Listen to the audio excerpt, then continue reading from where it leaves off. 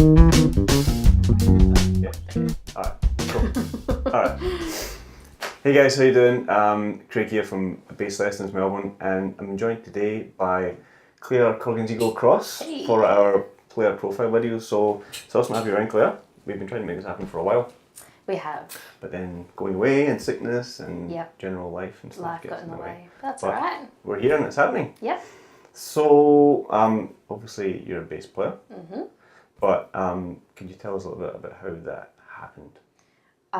So I've been playing music since I was in like grade 3 or something of some sort. So Yeah, right. I did like a concert band on tenor horn for 3 or 4 years. Tenor horn was like your... It was like my first proper instrument, and I was really small, and tenor horns aren't that big. They're like, it's big, but I was really small, so it looked like a tuba on me, which was quite funny.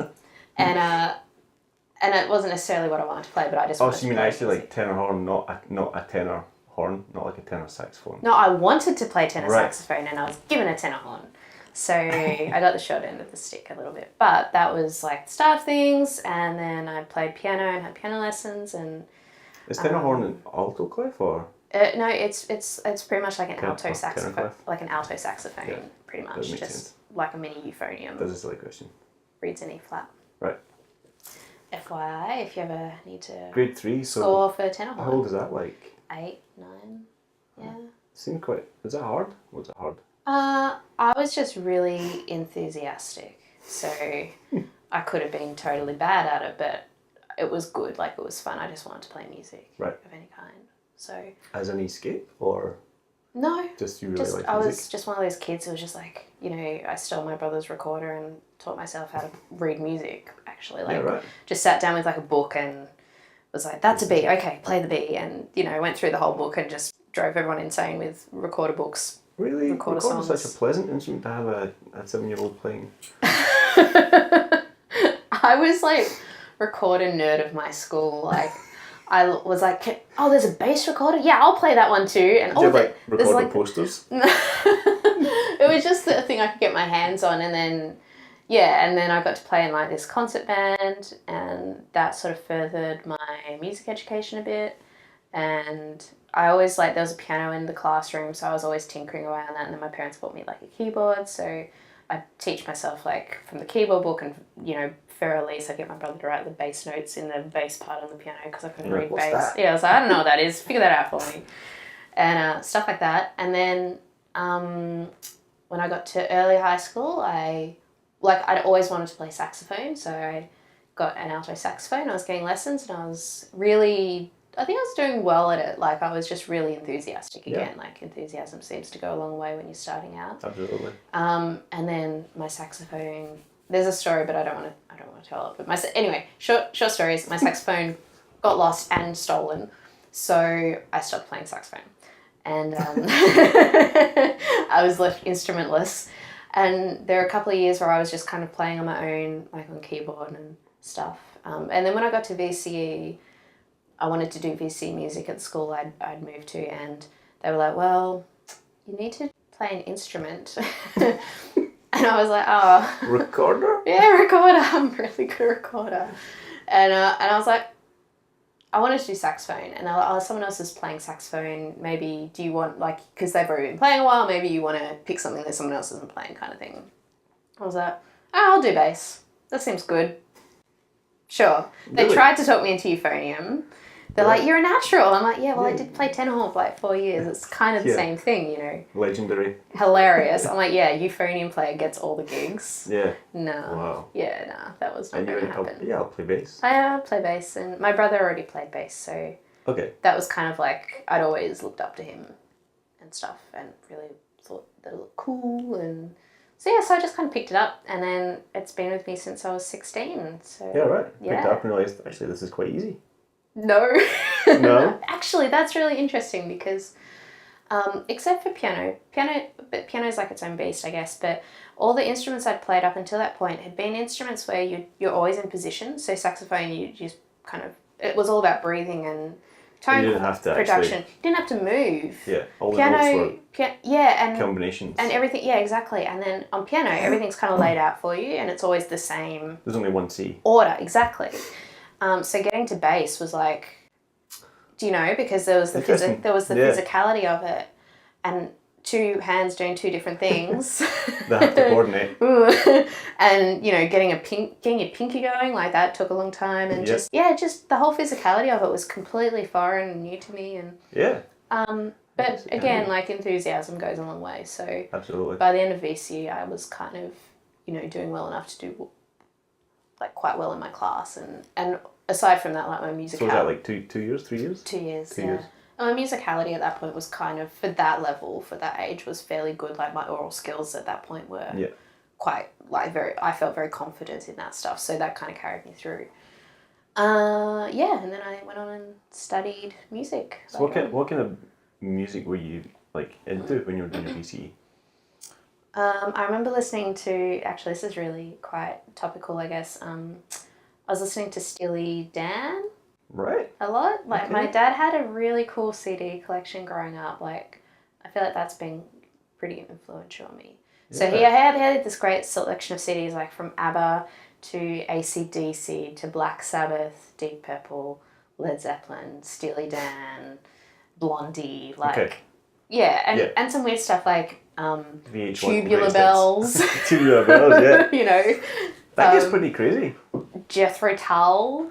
Yeah, so he kind of had a nice Supertramp, like a really great selection, like solid stuff. That's just some stuff that comes to mind, but he had hundreds of CDs, I think, and so I was always sort of stealing his CDs and being like, oh, I remember hearing that when I was a kid in the car, and you know how when you hear something when you're young, it kind of just becomes sort of maybe a part of you or something weird like that. So, like I've had these moments growing up where the radio would be on and a song would come on, and I'd be like, whoa, like this, like, because your imagination is so much more involved. Well, you just feel like, I would just like feel like, oh my god, this song's like a part of me. I know this intimately, but I have no idea who it is. I couldn't name it. Like I had that happen to me with like a Tears for Fears song. That third track off Songs from the Big Chair, what's it called? Everybody Wants to Rule the World, right? So obviously my dad had played that a lot when I was really young, and I didn't know the names of anything or what anything was, and then I was like, a teenager, and that came on, and I was like, oh my god, like this is incredible. So I kept having those moments, and so by the time I got to year 12, I was listening to, Steely Dan and Tears for Fears, and I went through like a fair phase when I was in high school of listening to like a lot of 80s music, so I have like 4 Duran albums. Okay. And Spandau Ballet and that sort of stuff. So some pretty weird stuff. But, okay. Because normally a lot of time in high school or when that age, you've got your group of friends and you're all kind of checking out the same bands and stuff like that. Were you kind of cutting your own path? Yeah, I didn't really I guess like I moved around a lot when I was during high school. Okay. Were you in Melbourne or? Yeah, bit in Melbourne, bit in WA, and I'm originally from Tassie. Oh, that explains a lot. Classic. Yes, I escaped. So I think because of that, I didn't really have consistent like groups of friends. Sure. To be doing that with so much. I mean, for a bit in BC, I remember I was hanging out with these guys and we listened to a lot of Nirvana and Red Hot Chili Peppers, and we'd sort of jam in this guy's garage a little bit. It was awful. It was so bad, but that was probably the extent of that when it came to like checking out the same stuff. Like I ended up getting kind of more into that sort of music, I guess, because those guys were sort of into that, and the Ramones and Dead Kennedys or whatever. Like some of them were into kind of that sort of thing, and so I'd check out a bit of that. But I was mostly sort of like interested in what I was interested in, and my brother would suggest stuff. Like he put me onto Jamiroquai.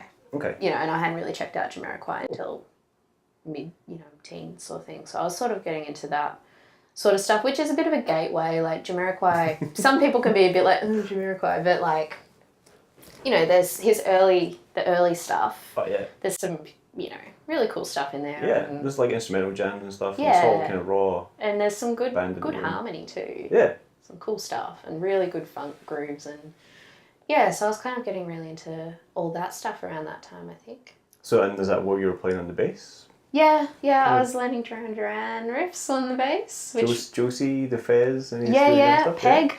Peg? I got really into Peg. Yeah. I really wanted to learn Josie, but I think it might have been a little bit beyond my skill set at that point in time. And I was doing VC music, so, you know, you check out the Motown stuff, like the Marvin Gaye tunes. So there's like a prescribed list of stuff that you can pick from? That's it. So, like, I was learning what's going on. Cool. So, you know, you've got that Standing in the Shadows of Motown book with all the... Right. Yeah, so had that sort of thing happening. And is it Mark King? From Level 42? Yeah. There's this tune called June Tune. I remember hilarious, but so cool. Like really? I still think it's so cool, but super cheesy. And Bach played a bit of the cello suites, and so I was getting kind of a whole mix of different stuff. A little bit of blues, like walking bassline stuff, and that sort of thing. But yeah, that was kind of. But no real jazz. No jazz. No jazz. No jazz in Claire's life at that point. I was jazzless. And then. Everything changed. Everything changed, yeah. So 2 things. I went to like Box Hill first. Yeah. Did like a year there, because I wanted to go to Monash. So you're studying like Box Hill, studying bass, or? Yeah, I just did like a year of bass there. Who was your teacher there? I had Neil Kennedy at first. Okay. And then I had Ash Smith. Cool. Yeah, and he's amazing. Such a groovy guy, and just going to get him on. Yeah, you totally should. He's amazing. He's so lovely, and that was a funny year because, you know, the teachers would be like, Pat Metheny, weather report, like, talking about all these Mahavishnu Orchestra. Like stuff that they thought you would know of. Or they were just talking about it, and I'd just be like, I don't know what that stuff is. I'm just going to go home and listen to Supertramp or Stevie Wonder. I got really into Stevie Wonder, actually, for a while there. And, and then I remember walking through, like, a shopping centre or something and, like, seeing the $10 bargain bin at Sanity. Back then it was Sanity. This is how long ago that was. And finding like the greatest hits of Weather Report. And I was like, Weather Report? That sounds like something I've heard in class. And I'm going, it's $10 here, I'll buy it. And then it sat on my shelf for months and months and months and months. And then one day I was like, oh God, I really should listen to that. Like, what a loser student I was. Like, just the worst student, really. Just not really. Like $10, that's a lot of pints. I know. Just sitting on your shelf. I know, right? Well, it's 1 pint, I guess. Yeah, it is now, these days. And then so one day I was like, I guess I'll listen to this thing. Like, what a chore. Put it on. First track was like Birdland. And I was just like, whoa, like this is the happiest song I've ever heard. And also like, this is kind of cool. And then I got really into like Weather Report, Jarko, Stanley Clarke, like quite into some of that sort of real fusion-y kind of stuff. Yeah, like that fusion-y bass player-y Chick Corea. Nerdy business. Yeah, a bit of Chick Corea. Yeah, it didn't last long. It was a phase, a fusion phase I went through where I sort of touched the surface of it. I think it's just like it opens your ears as to what's possible. Yeah. You're like, oh wow, this is a thing that people made and people like and stuff. Totally. Yeah. And it actually wasn't like that far removed from some of the stuff I'd heard in some respects because some of the stuff that people were writing in mainstream pop, like Steely Dan, like the harmony and that they use, you know, they're all jazz guys, or they have a lot of jazz influence there. A lot of slash chords, a lot of 13ths and stuff, weird stuff. Anyway, and a lot of stuff we don't need to worry about. No. She's left like, of the slash. G. Slash. I know G. What's that one? I don't know that one. That's it's got sharp on it. And it wasn't totally that far removed from stuff that I'd already spent a lot of time listening to because there's definitely like some great instrumental music. Like even if you think about Elton John, Goodbye Yellow Brick Road, like have you ever checked that album out? Like the first track on that album is just epic. It's like this huge instrumental 70s, man. Thing. The 70s, exactly. Jethro Tull, another great band who did some pretty crazy stuff. And so it's like then you check out Fusion, you're like, oh, this is like the next step or next couple of steps over that way. And that was sort of a big thing for me. And so I started learning like a bit of Jarko, and I got into Victor Wooten for a little while, as we all do at some point or another. Yeah. Went and saw Bella Fleck at the Corner Hotel. Wow. Fangirled the crap out of the front row and just standing at. I think one of the things about those guys about Vic as well is like playing in the Flecktone situation when he's just playing bass, just playing grooves. It's undeniable that he's like an amazing bass player. Yeah, like, totally. And then on top of that, with all the stuff he can do and his teaching and stuff, he's just like a monster. Totally up there. But same with Marcus and stuff. I think as well. Like when he's just playing pocket stuff, it's up there with, you know, I mean, it is some of the best bass playing in the world. Yeah, totally. But then to have that solo chops on top. Yeah. Yeah. And yeah, I went through a bit of a Bell Fleck phase with that, I think. I remember at that gig, I was just like, literally like, staring at these guys like shredding. I'm just like, and at one point, Bale looked down at me, and he saw me, and he smiled at me, and I smiled back at him. I was just like, oh, hello, that's nice. And he kept, you know, doing things. This is real life. Yeah, it was weird. And then afterwards, I hung around and they all came out. The people who were stragglers sort of came in. Hi, Mr. Whitten, can I get a photo with you? I went and talked to Baylor, and he's like, "Oh, I saw you up the front, and you looked so serious." And I thought, I must look so serious, so I thought I'd smile.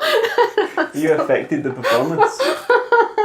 It was just really funny, just strange. Yeah, funny. Yeah, the way that we behave at gigs. Anyway, so anyway.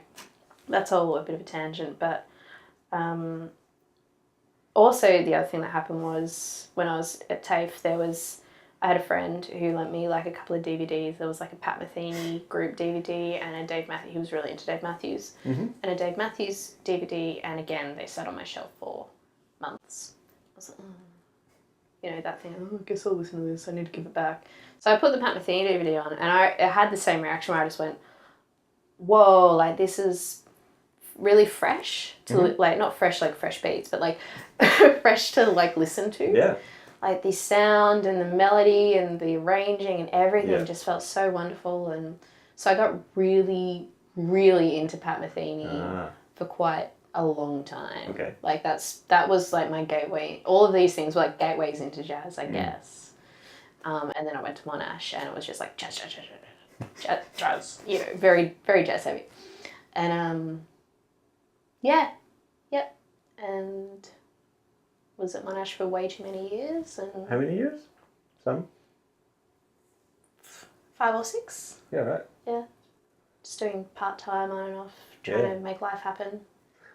And is that where you got into upright? Yeah, because a lot of bass players, when I first started, there were a couple who played double, but a lot of us were electric bass players. And everyone sort of started converting over to double bass because it just seemed to make sense, I guess. It's like, oh, we're playing jazz, we should probably play double bass. So I kind of jumped on that bandwagon a bit. Okay. And oddly once like a lot of people don't know me as a double bass player because you never see me doing it. Yeah, because once I got a double bass, I did all my lessons on double bass, but I kind of never brought it into like performance prac. I just was kind of like, oh, I'll just do it on electric. Like, I'm far more comfortable on electric than double. Yeah. And you know, playing it for so much longer. I had a double bass for a couple of years, and I just sucked on it, and I couldn't get over. I never had any proper lessons on it, so that was probably a big thing.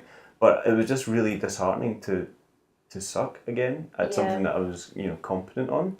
Yeah. And then to just not be able to play a basic line in tune consistently without dying. I was like, and I didn't love it enough to push through. You know, I did, you know, a bit of a jazz course as well, but I was never like, it's just notes. You know, I can play them on instruments, and the information is the same. Yeah.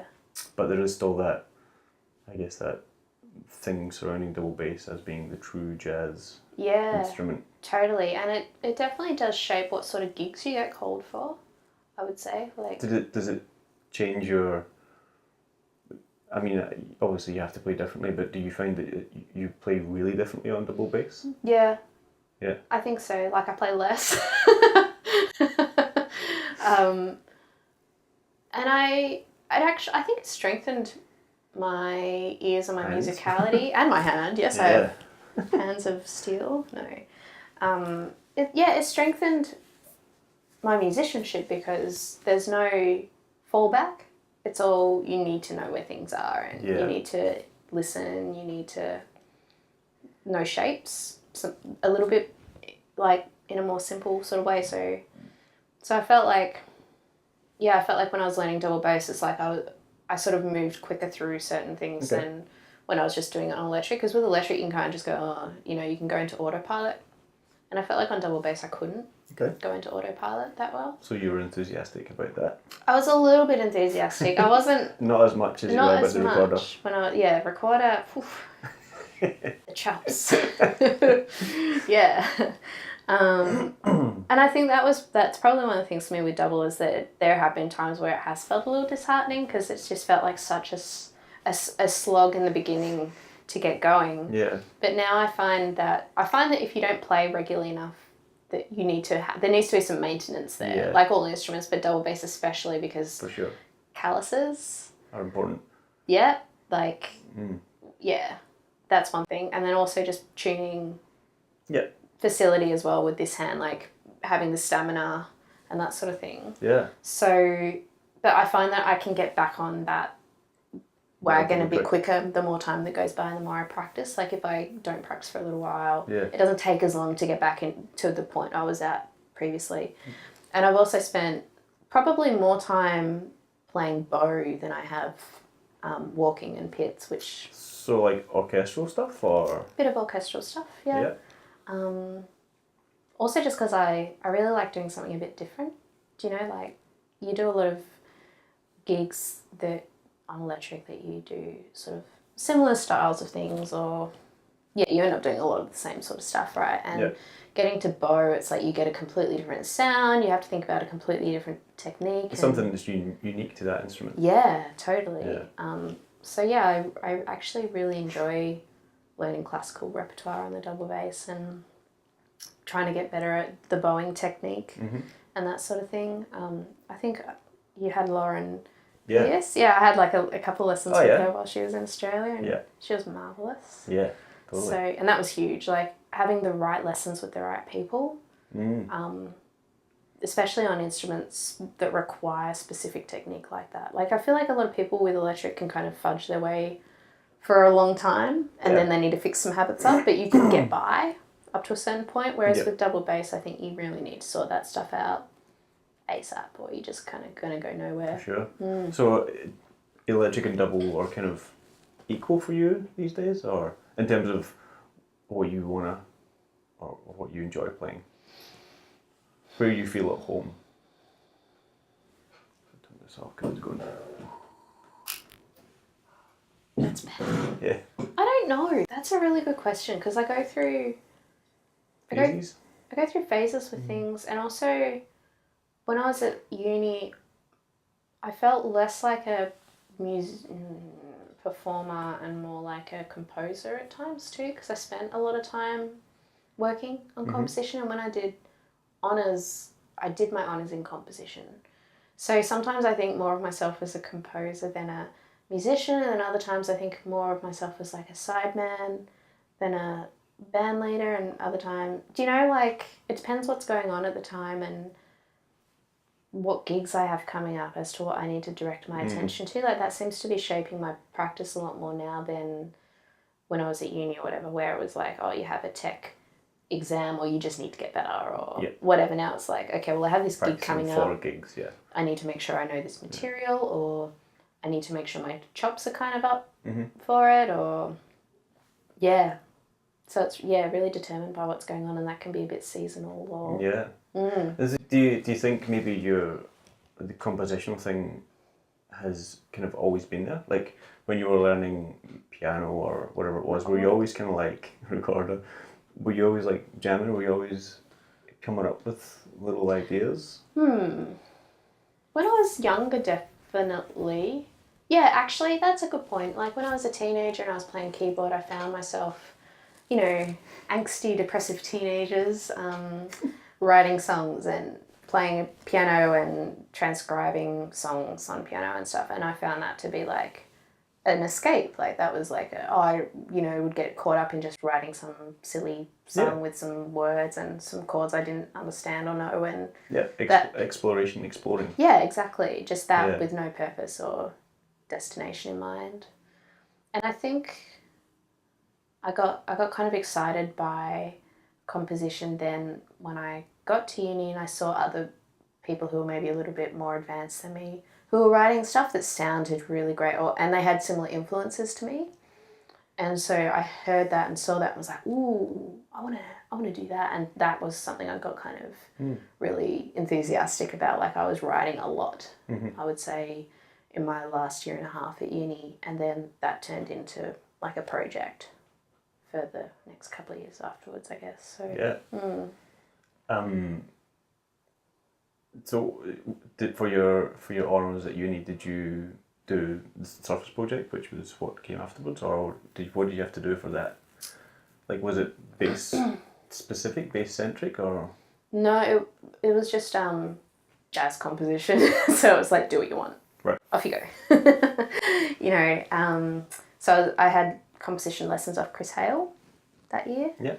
And we checked out a bunch of stuff, like, and he's just like an encyclopedia of amazing things in general. Like, he just has so many, great things to say about all kinds of topics. And so we checked out a bunch of different stuff, and we focused a lot on process, which is a pretty important. Like, we forget to practice composing. We practice playing an instrument but not practice composing, and I'm still not very good at practicing composing. Like, I still need to learn to put that inside voice aside sometimes and just get on with it. What would that entail? So thinking more about it as not being related to you, like, oh, I just wrote this thing and it sucks. It's like, no, it's just a thing. It doesn't matter if you think it sucks. It doesn't matter that you wrote it. Like, or what about opposite? I wrote this thing and I think it's the best thing ever. Great, run with it. Off you go. Okay. Yeah. So but you never get the good stuff out if you don't write the bad stuff, and you have to go through the process of getting this little chunk out and getting that chunk out and seeing what you can actually do with it, just treating it as like, this is an exercise, this is a piece of material, how can I sculpt this, or how can I shape it, what are the permutations, what are the variations, this is an experiment, it's not a reflection on my ability to write a masterpiece, that sort of thing. Sharpening your composition tools. Yeah, totally, because then you get more done. But the question you asked me... Like practicing composing, what would that... What would that entail? Yeah. So... with him, we'd go through some exercises like talking about using like 12-tone rows. Like, we'd write out our phone number and assign a tone to the number. Sure. And then set a parameter for the rhythmic options for those notes. And then, okay, well, that's cool. Now, what do we do with it next? Like, maybe there's another phone number and then we've got these 2 lines, and then you use your taste or your aesthetic preference to sort of shape that a little bit and massage it, I think would be the way he would describe it. Like and finding catalysts. Yeah, pretty much just like finding an idea. Yeah. Like, how can it, like, randomly generated ideas. Instead of just sitting down and going, I'm going to write something. Boom. That's not really... Sometimes, like, that can last a while. Like, I think I spent a lot of time... Because, I think the question you asked was my honours project based around the Surface project. And around that time, I was still able to just go plonk, plonk, plonk, plonk, plonk, plonk, plonk, and be like, oh, cool, I've never done that before. And then after a while, you kind of exhaust that selection of... Well, for me, I feel exhausted with that selection of ideas. Yeah. I need to find new ways to do things better and more interesting to keep me interested and engaged with the process. Yeah. So just plonking my hands down now isn't... I've been trying to do it for a while and it's just not doing it for me, like, to use my ear to guide things, and, like, I need to have a purpose with the writing. So I generally, actually with everything I've written, I would say that I've gone, hey, I really love that tune by Dave Binney or Ben Wendell or whatever. Why do I like it? Like, what is it, the actual, like, tangible things that I really like about it? Cool. That's, like, one element. I'm going to take that. How can I make it my own? How can I apply it to something? Yep. What is some of the overview? What is the overview of this tune that makes sense to me? And, like, how can I filter that through what I'm doing? And that's how, like, most of the tunes on that album that I wrote have come together.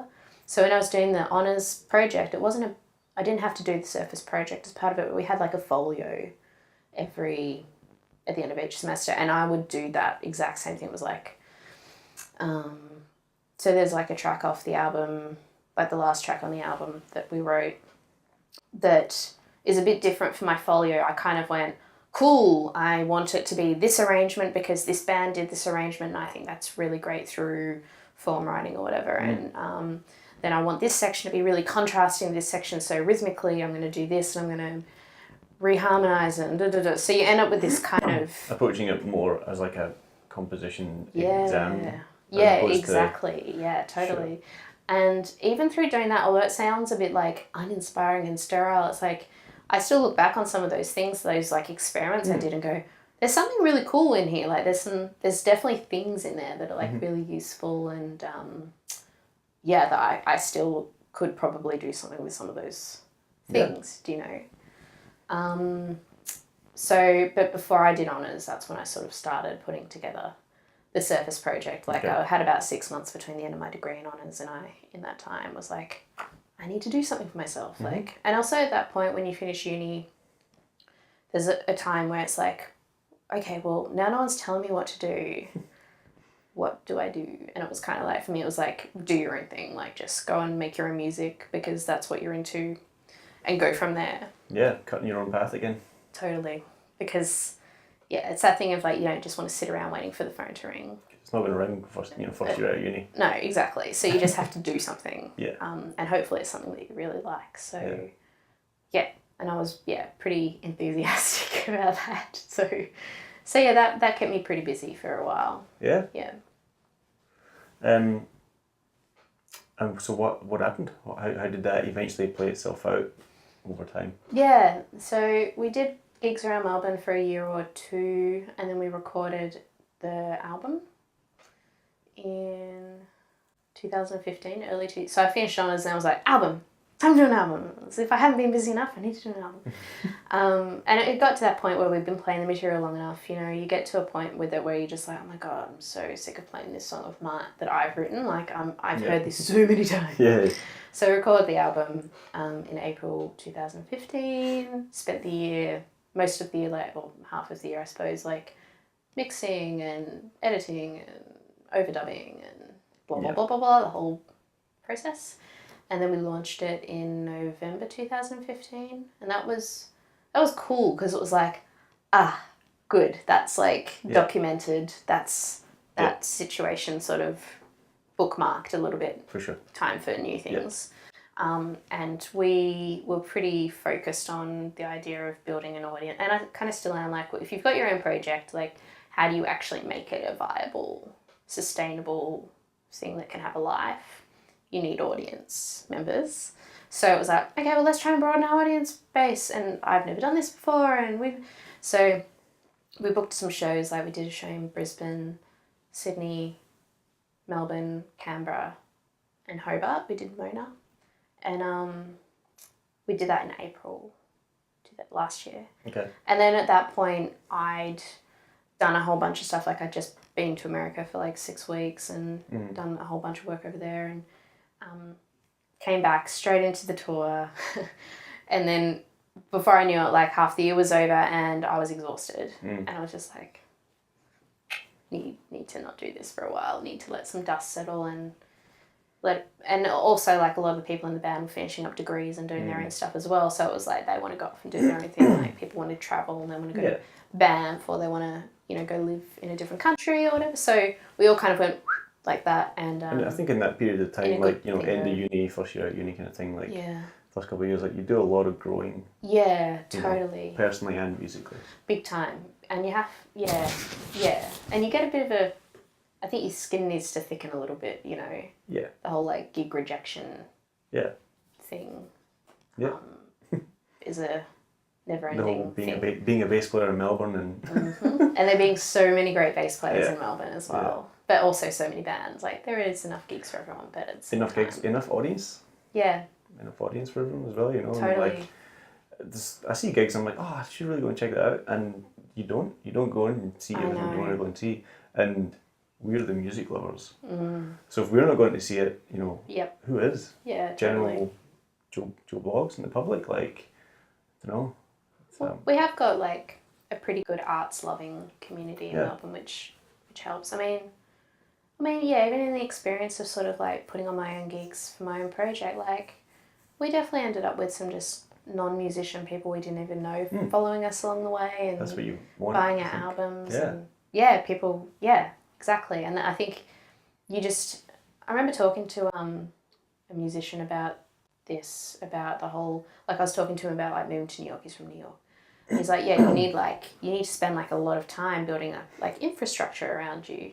So I think of, you know, having your own band running for however long and doing your own projects, especially doing your own projects, and also like then becoming a side person for other projects is that infrastructure thing. It's like the more I do these things, the more I'm building up my body of work and I'm building up my reputation, my ability to do things, and I'm constantly developing and growing, learning from the people that I'm working with and that sort of thing. And I think that doing your own project and building up the audience is kind of part of that. But unless you're really lucky and you're in the right scene or in a really thriving scene, or you've got a manager and a booker or whatever, like that can just be like another uphill battle, and you just have to be persistent. And I feel like if the music is good enough and you really believe in it, then and you enjoy it. And you enjoy it. You know, that will, you just, but you need to put the time in, because nothing happens overnight. It's the same, you know, with practice or anything that we're doing, right? It's like, it'll just, you have to put the time in, and you can't just keep going. You can get disheartened, but you need to, it's the picking yourself back up from those moments where you go, oh, that wasn't what I wanted, or I didn't get that gig, or I didn't get the audience I wanted, or you're going to have all these setbacks, but you have to keep picking yourself up, because the setbacks, I had someone once describe it to me as maybe like a hole or something, and it's like if you fall in, the more things you do, the less shallower it gets. Yeah, something like that, right? Okay. Like, so... Like a grave? Oh, it's really depressing. Yeah, let's say it's just a hole. Yeah, okay. Yeah. Yeah, so I think, yes. Do you reckon your time in America changed things? Yeah, totally. Was it How could it not? Catalyst for what? Are you still figuring that out? Still figuring it out, weirdly. Like, so that was really intense thing that happened. So, yeah, 2015 was huge, because making an album and starting to play with more people, doing lots of gigs, blah, blah, blah, blah. You're starting to define clear across musician, bass player. You're putting yourself out in the world and... Yep, going, I think I can do this, and what about this? This and is me. Hello. Yeah. Let me do things with you. I want to play with everyone. Yeah. It's tough. It is tough. And as part of that thing, I was like, all right, I need to find all the opportunities I can find. So I was like, you know, on so many websites, I had lists, I had all this stuff. I was very intense. Enthusiastic. Very enthusiastic. Intense. I think I graduated from enthusiastic to intense in 2015. A bit of the eye thing. Yeah, just no sleep. Just anxious all the time. But so I applied for a bunch of grants and was like, I want to go get like mentoring. Do you know? Well, because like mentoring for me. How do I mentor? Google. How do I get mentorship? Because like everything that I've done, I feel like has been based on me seeing really successful people do things and me going, how do they do that? Okay, I'll try that. And like just mashing it all together from all the different people that I've watched do stuff and people that I really respect and look up to. So one of them was like, well, they seem to go overseas and learn off someone, so that seems like a really good idea. Like, that could be really good for me. And so I'd sort of built up sort of a bit of a relationship with some guys from a band called Kneebody. And I'd already had like a couple, maybe a lesson or two in a workshop with their trumpet player, Shane Ensley. Had they been out here? They had been to Melbourne, yeah. That's kind of like where I met them a couple of years prior. And they're just an amazing group of people, just really positive, supportive, amazing musicians, like phenomenal musicians. Anyone who knows their band just knows that they're all just insanely monsters. Good people, good musicians. Like all of them individually do such incredible things away from that band, and then you bring it all together, it's just like, whoa, like this is a powerhouse. That's what I always say, you know, that's what a good band is. It's greater than the sum of its parts. Totally. You know, and you need that unique combination of people for it to be something. Yeah, and it's such a unique group. Yeah. Like unique band, unique sound, unique concepts that they have going on there. So I've been in touch with Shane and said, hey, I'd love to come over and have some lessons and let's do something. I didn't even have like a super clear idea, but I was like, I think I want to learn off him, and also because obviously that band has such a sort of unique concept. I was like, well, maybe I can get some insight into that and learn something from that. And he was amazing, and we ended up spending like a week in Denver together where like he set up times for me to play with people over there, like where we just hang and play tunes with some different people, which was amazing, and really great musicians as well. Like I was just like, oh my God, I am out of my depth. This is exactly what I wanted. Yeah, exactly. It's just like, wow, my ass really hurts from having it kicked, but in like such a lovely way. I never felt like anyone was mean or judgmental. Everyone was just like, yeah, cool, let's do it, cool. And he set up like a lesson for me with this piano player. I never say his last name correctly. I think it's Artland or Artlandy. I always say it incorrectly. But anyway, he's played a lot with Steve Swallow and people like that. When I met him, he was like, oh, do you know Paul Grabowski? Say hi to him. I love him. He's a lovely friend of mine, kind of thing. And I'm like, yeah, sure, I don't, I know who he is. Yeah, exactly. And so he's one of those guys who's just like, you walk in and he sums you up in 5 seconds. He's like a guru, and you're just like, oh, like he says these things to you and you're just like, how do you know? But yeah, so I had all these like really great lessons and amazing lessons with Shane. We did stuff on like improvising and composing and sight reading, and he set up like a couple of lessons for me to give lessons to like some kids at the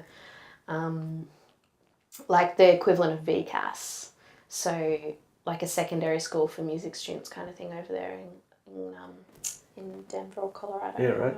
So I gave a couple lessons. That? Oh my God, like gave 2 lessons, and there was this double bass player, this kid, and he was pretty good. It was pretty good. Like I was like, so you're better at your instrument than I am. But no, it wasn't, and that was a great learning experience as well. Like a teacher with a student. So that was really weird, and I remember it was just this thing of like, okay, well, what can I find for you to work on that you clearly haven't worked on? I'm like, you play a lot of notes. Let's play less notes, like whatever. Yeah. And so, I got to have all these lessons, and I hooked up a few of my own lessons in New York. Like I had a lesson with Wayne Krantz, which was incredible. Wow. So I've got all these lessons that I'm still transcribing. Like I'm still taking notes from and coming back to them. Did you take like an audio recorder or just record it on the phone? Yeah, just record it on the phone and just have them on my laptop. And so if I'm like, oh, I don't know how to practice today, I'm like, I can go and find out really quickly, because those guys are very honest in a really loving way, like really wonderful way. Yeah. And yes, I'm always going back to those lessons, even now, just going, oh my God, I have years. Yeah. We all do, but just I've got so much stuff here already. I just need to deal with some of this. Yeah. And then I went on the road with Kneebody because they were doing a tour with Daedalus, who's like an electronic artist. And they'd just done an album with him, which is an incredible album. It's called Needless, I think. And it's so cool. Like that's one of my favourite albums that I'm listening to at the moment still. Better than Dad Body. Sorry. Dad Bod. Oh.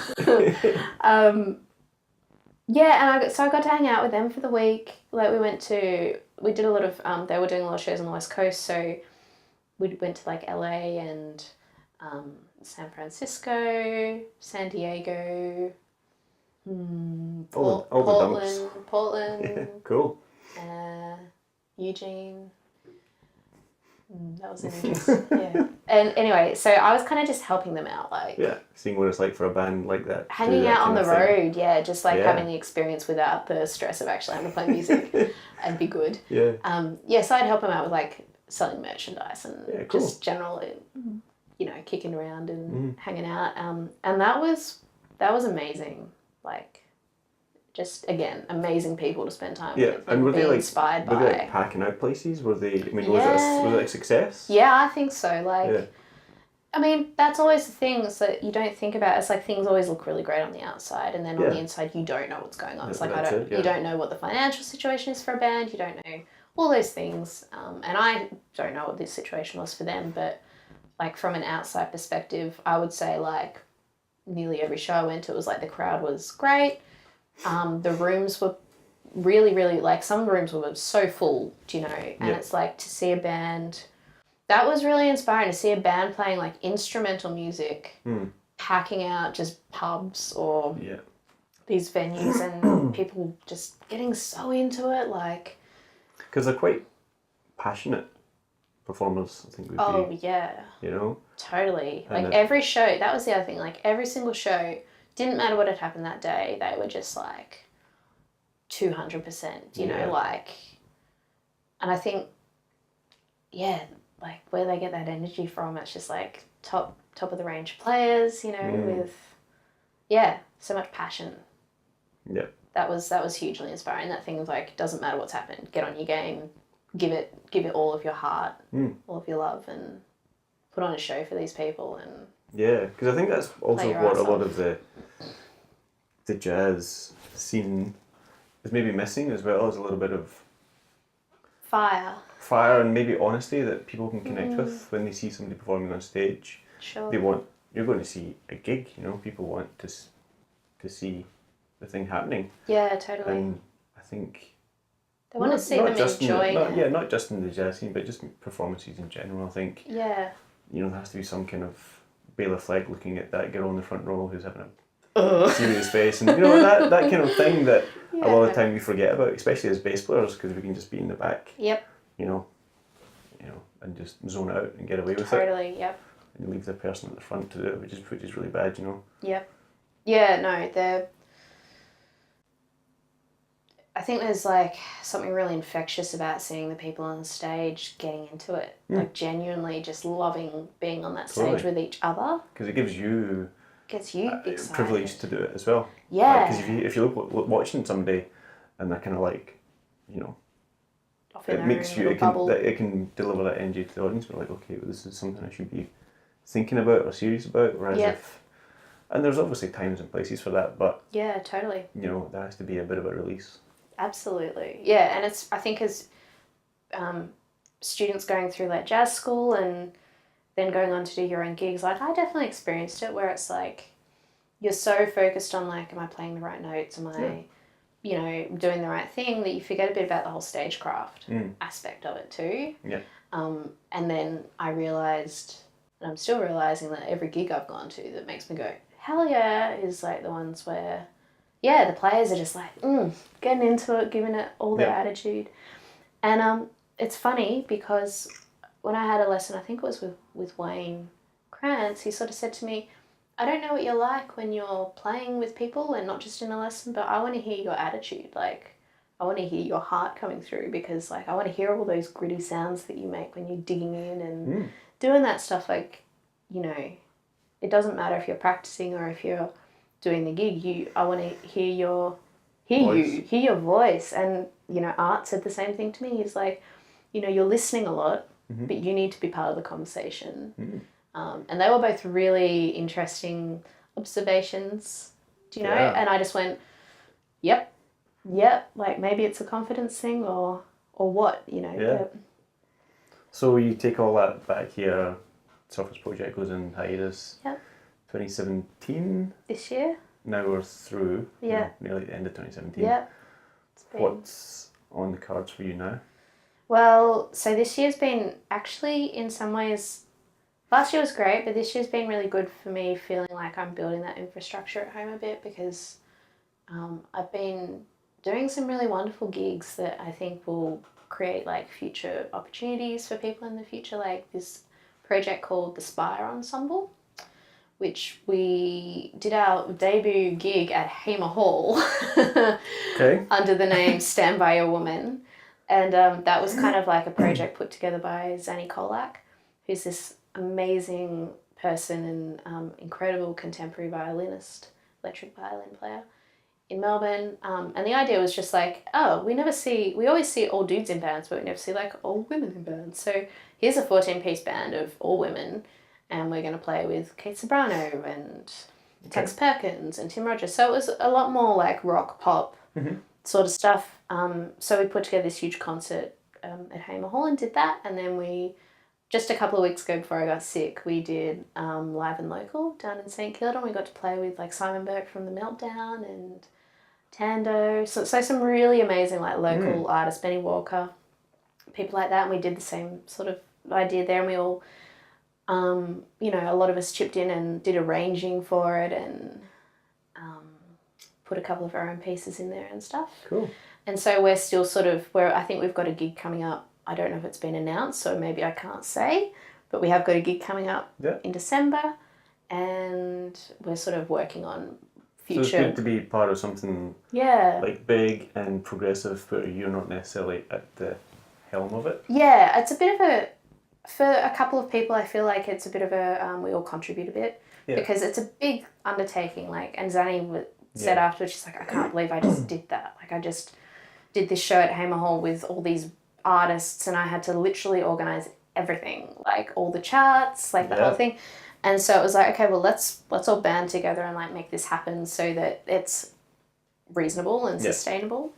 And it feels really good to be a part of. Like, I've really enjoyed lately being a part of something where it's like I can have some input and a bit of contribution, but not necessarily have to drive the whole ship. Like, a few of us come together and go, let's do this, like the Yo-Wo program and stuff, like more collaborative things, but not even necessarily creatively collaborative because ooh, that was hard.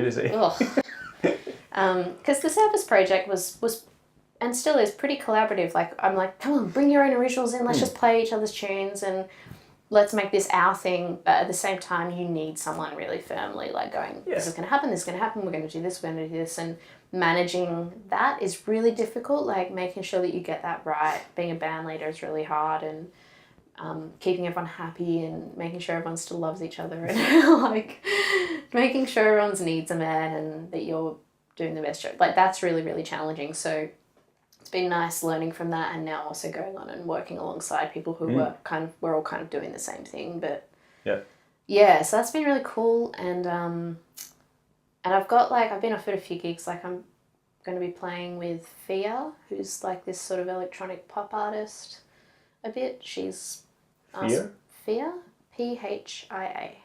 like Sophia. Her name's Sophia, and the project's called Phia. So I've done a little bit of work with her and booked a few more things for later in the year, which will be really cool. Like, is that like a full band thing, or? Yeah, so Lockie O'Kane is like the drummer, and her partner Josh is the guitarist.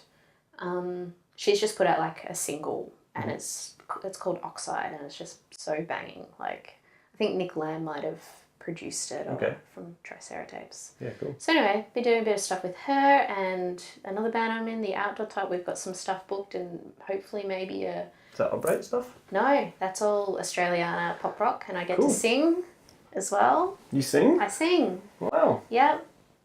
So hopefully... Like lead?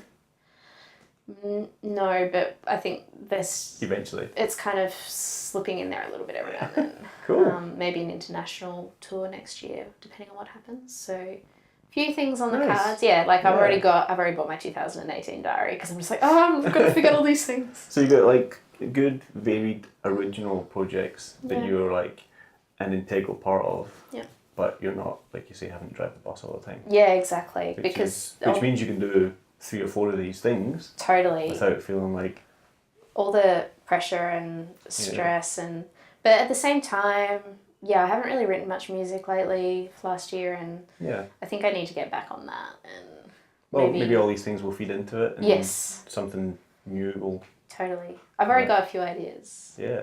So we'll see what happens. And the Yo-Wo? Yo-Wo, yeah. So that's funny, that whole thing we were talking about, like building infrastructure, and a lot of opportunities have come to me because I started Yo-Wo with Lena. Yo-Wo is... Yo-Wo is... For people who might not know. No, that's all right. So Yo-Wo is a music program for girls in high school. Yeah. So it's independently run, and we pretty much get girls to come in and audition or gender non-conforming people to come in and audition who are already play an instrument or sing. And we put them in ensembles and mentor them and direct them pretty much, so that they do a gig at the end of each semester. And we do like artist workshops as well, where we get like a special guest in to sit with them for 2 hours and talk or play or do whatever. And we did an EP with them of all their original music last year, which was just amazing. All the participants we've got are just, they're enthusiastic. Like they're just so keen to be there, and yeah, it's been such a rewarding program. We've been running it for over 2 years now, and it never stops being like good. We should definitely be doing this. Yeah. Yeah. Because like we were talking about in the car, you know, like the music support for people in schools is not what it should be. No. I don't think, you know. Absolutely. I mean, not much has changed since I was at school, which is like, you know, 20 years ago, and it was just like you get instrumental lessons if you're lucky, and then you lift your own devices, or there's the wind band, the concert band thing. Yeah, totally. You go, well, okay, what if that's not my vibe? Yeah, well, you know. Totally. And still seems like that's kind of the same today. Mm-hmm. Or there are people doing it, but it's like, you know, if it wasn't for you guys coming in and doing that as an extra, then, you know, they wouldn't be part of the arts curriculum within schools. You know, it's always like an extra thing. It's always like out with school or a special thing, as opposed to this is normal. Yeah, exactly. For music. It really does depend on the school that you go to, because some programs are incredible. Like some schools have just such thriving music programs, and others less so. But we kind of felt that, I mean, even going through tertiary level music education myself, like I think I might still be the only woman to go through Monash on bass in the jazz program. If not, there might have been one other, but I literally cannot think of another woman who's done the bass, bass doing the jazz program. And it's like, you know, you're generally quite a noticeable minority at that point, where it's like, okay, well, most of the women are probably vocalists. There may be a couple of instrumentalists, but we're usually, or saxophone, drums, but rarely guitar, rarely bass. Yeah. Well, I know it's different, like at VCI, I know there's quite a few female bass players who have gone through that. Mm-hmm. But yeah, and if that's your experience of education at an adult level, we were like, why is this kind of happening? Like, this is why are women dropping off when it comes to getting into like improvisation and jazz. And so we kind of started YOWO to sort of give young people a safe and supportive space because I think girls can be a bit shy and they can be scared of taking risks, and especially when you got a lot of boys around who are just a bit boys can be a bit what's the word, enthusiastic. And can sort of overshadow girls sometimes if they're not careful, if the girls aren't particularly outgoing or whatever. And so, and I think all of our participants have at one point or another been like, you know, this has been really good for me because I actually feel like I can come in here and just do my thing and not feel intimidated. Yeah. Which and if boys kind of generally feel like. Yeah, all the time. Yeah. All the time. And so giving them that space so that maybe they can build up their confidence, their skills as well, so that when they walk into a situation they can go, I'm all over this. Like, I don't need to worry about you, or you can talk down to me, but I know what I'm doing. Taking the musical equation question out of the equation. Totally. And then it's just thrown apart, hopefully. Yeah, exactly. Yeah, so they can just walk into situations and be like, I'm the boss of this situation. And then it's that thing of the more risks you take, the more confidence you build to take more risks. And if you never start building that, you never get to that point. So hopefully if they are in an environment where they feel safe to do those things, their confidence will build and build and build and build. Before you know it, they're off doing just all kinds of great things, you know. And I mean, we notice that when they do like the performances at end of semester, especially the first time they're doing the program, very nervous and very excited, do the performance, and it's like confidence levels just go like it's noticeable. Like you can see it in them, the way that they perform the next semester if they come back, or the things they've done. Like some of the girls have been with us since the very beginning almost, and their progression has just been remarkable. Like complete day and night between the moment they first walked in for audition and now where they're at now. And also because we're in the scene, we're like, hey, have you checked this band out? Why don't you go to this gig, you know, when you can? Or here's an opportunity, like, have you thought of applying for this mentorship? Or like, because we're all in the network and stuff, we're kind of like a nice conduit or a nice facilitator for that. So when they have questions, they come to us and they say, hey, how do I get, like, I have work experience, like I want to go and try a radio station. We're like, yep, cool, go to this person or go to this website or whatever, Yeah. you know, and that's how we're going to get more of them into the scene, and then it will be normal to be a woman playing bass and not like a novelty. And then we don't need to have an all-woman band because it'll just be normal. Because you never see an all-guy band As where a you novelty. go, yeah, it's like, oh, look, it's all men. And we start one called Stand By Your Man. Yeah. Yeah, because like there are some like female like oriented programs like Women's Jazz Fest or whatever where you might have like front women, but a lot of the time you do have an all-guy band. I mean, and my band was the same. It was like all my friends who were guys. Because and mostly from the course, right? Yeah, just because they're mates from uni, Exactly, not because I was like, oh, girls suck. You know, it was like, these are my mates, I'm going to play with them. But if there's not enough women going through the course, you don't make friends with women, and therefore you're not going to book them because they're not your friend, because they don't exist. So, yeah, we just want to normalise it so that it's not a token thing, or it's not a weird thing. Has it been a weird thing for you? Have you found? I've had a lot of I've had a lot of experiences over the years. Like I've had sound guys come. This was years and years and years ago when I was much younger. But you know, sound guys get right up in your face and be like, "Oh, so you're just here to be pretty?" It's like, no, actually, I'm here to do my job. You know, just stuff like that. And it's like, are you here to be ugly? Yeah, exactly. Because you're not very good at being a sound guy. No, it's a bit rude, but he wasn't. Yeah, just stuff like that. And also, yeah, you always have that question looming over you of like when someone books you and they go, oh, it'd be really great to have a girl in the band. You're like, yeah, but I want you to book me because you like my bass playing. Yeah, some people have said that. And it's not that they mean anything by it. Like, I'm sure they wouldn't book me if I was a terrible musician. Yeah. But it's just more like, lately, actually, I've had one or two people who have booked me and said, oh, I just think you'd be great for this. Like, I really loved your bass playing on this thing. And I was like, oh, that is like what we are all aiming for. Exactly, we want people to play with us because they just like what we do. Yeah. And so separating your identity as being a woman from that thing is kind of nice. It's like, it doesn't matter if I was a dude, would you say, you know, oh, it's so great to have a boy in the band. Like, yeah, it's just, we just want it to be, I think, even playing field so that we can just walk into a situation and not feel like we're questioning why we're there. There needs to be more, we need to see more women on stage playing and stuff. Yep. Because there's also a thing that can happen sometimes. I don't feel like I deal with it as much now, but when I was much younger, where you feel like you need to be 10 times better than an average male musician to get even considered. Yeah. And that's kind of shit, because it's like there's a lot of average male musicians out there. Yeah. And I'm sure there would be a lot of average female musicians out there if there were even any to begin with. You know, so it's like, it would be nice just to have that, across the board and see more, just see more sort of diverse lineups where it's like not just like all dudes on one girl, but maybe it's 50-50 or something. And it's because they're great musicians. Or, that's the dream, really. And that's the thing for me. It's like I just want to be taken seriously as a musician. Really, that's all. Yeah. Cool. Yeah. That was awesome. That was really interesting. Yeah. Is there anything else you want to... Do you have like a website? Do you have like, if people want to book you? If people want to find out about your music? Yeah, so...